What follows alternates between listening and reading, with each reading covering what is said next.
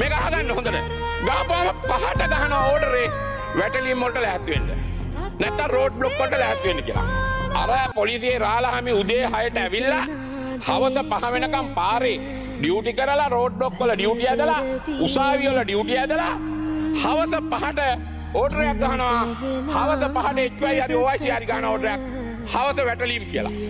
රෑ 12 වෙනකම් ආය අර පැය 12 ඇදපු පොලිසියේ රාළහාමි පාරේ ඒ මිනිහා පාන් රාත්තල් දෙකක් බනිස් ගෙඩියක් අරන් හවස 6ට ඕපන් හිටිය ළමයා බලන්න. ගෙදර යන්න. ඒක නෙවෙයි අද තියෙන්නේ. අද හේතුව අපිට වෙලා තියෙන 12 hours අදින්න වෙලා තියෙන්නේ. මොකද්ද හේතුව? පොලිසියේ රාළහාමිලාගේ හිගේ. ඒ රාළහාමිලා හිගේ මේ හිගේ ගියොත් දිගටම පෙන්ෂන් යන ලොට් එක නවත්තන්න බෑ.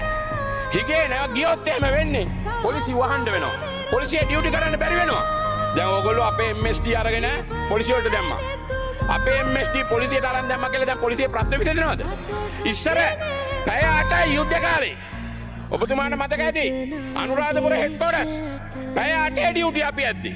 පැය 8 ඩියුටි ඇද්දේ පැය 24. පැය 8 ඩියුටි. අද පැය 12 ඩියුටි අදින්න. එතකොට හවස 6ට පහමාරට ගෙදර යන්න සූදානම් වෙලා ඉන්න රාළහාමි 6ට ඔයා ඕඩරේ දාපුවාම ඔයා නෙවෙයි. පොලිස්පති හරි SSP හරි DIG හරි ඕඩරේ එව්වම ඊට පස්සේ බණින්නේ කාටද? ඔයාගේ අම්මට. නැත්තම් පොලිස්පතිගේ අම්මට. නැත්තම් DIG ගේ අම්මට.